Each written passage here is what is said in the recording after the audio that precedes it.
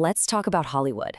Right now, there's a tectonic shift happening, a fundamental change where technology and art are colliding. And at the very center of it all, artificial intelligence. Now, we're not here to talk about the end of the film industry, far from it. We're here to explore how AI is kicking off its biggest, most profound transformation we've ever seen. After my last video on this, the reactions were intense. I was told I was crazy, anti-artist, anti-actor, even anti-human. And honestly, it's not surprising. The conversation around AI in any creative space is just charged with emotion right now.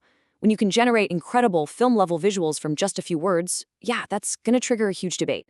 The reactions are powerful because the technology itself is just that powerful. But here's the truth. Once you get past that initial shock, once you move beyond the headlines and the controversy, you start to see what's really happening. A much more complex, more interesting reality is starting to take shape. So let me just put it out there, plain and simple. Hollywood is not dead. This isn't some kind of creative apocalypse. What this is a transformation. It's an evolution. The Hollywood we've all grown up with is changing from the ground up. So Section 1, Hollywood is transforming. To really get this, we have to frame it the right way. I mean, look, this isn't the first time the industry has had to deal with a game-changing technology, and it's definitely not going to be the last. But what makes this time different is the agent of change. Think of it like this. AI isn't the director, it's not the writer, and it's not the actor. It's the catalyst. It's the thing that provokes and speeds up significant change. It's like pouring gasoline on a fire. It's an accelerant, pushing forward changes that were, frankly, already happening, and forcing the entire industry to take a hard look in the mirror at its own limits. So what is AI really doing here? Well, at its core, AI is removing friction. For decades, making a movie meant dealing with huge obstacles, right? We're talking multi-million-dollar cameras, insane studio rental costs, and a distribution system locked down by just a handful of gatekeepers. What AI is doing is just dismantling all of that, piece by piece. It's lowering the barrier to entry, and that's opening the door for a whole new wave of creators. All right, Section 2, friction, fear, and armor. Because here's the thing. Whenever those barriers start to fall, fear has a tendency to rise up. And to really understand the controversy, you have to look past the tech. You have to get into the human side of it all, the emotions that are really driving this whole conversation. Let's break down this fear, because it's not just about code and algorithms, right? This is about people's real lives, their identities. First, there's the identity threat. Actors feel like their very craft is being replicated by a machine. Then you've got the economic fear. Crew members are worried about their jobs disappearing. And of course, there's the whole authenticity debate. Is it still real art if an AI had a hand in it? And looming over all of this are the massive concerns about deepfakes, about copyright, ethics, and consent. These are all completely valid fears. And that really gets us to the heart of it. There's a saying, anger is often fear wearing armor.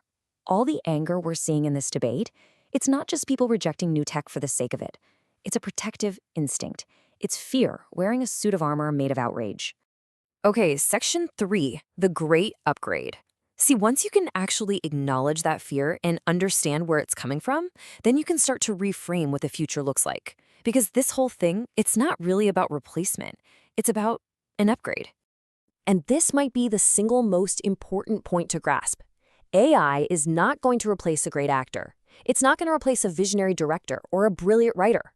What it will replace is average content, the formulaic stuff, the uninspired productions. The industry isn't going away. It's being forced to level up. The people who are going to thrive are the ones who learn how to collaborate with these tools to make their vision even better. If you look back, this is a cycle we've seen over and over again. In the 1920s, sound in movies was supposed to be the death of acting. In the 90s, the CGI revolution was going to kill practical effects. In the 2010s, streaming was going to destroy the movie theater. And now, in the 2020s, it's AI.